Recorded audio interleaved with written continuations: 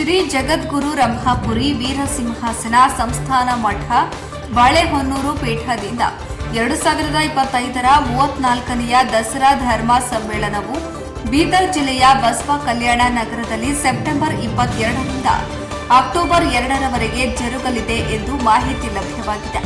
ಈ ಕುರಿತು ಒಂದು ವರದಿ ವೀರಣ್ಣ ಹಡ್ಪದ NKS TV4 ಲಕ್ಷ್ಮೇಶ್ವರ.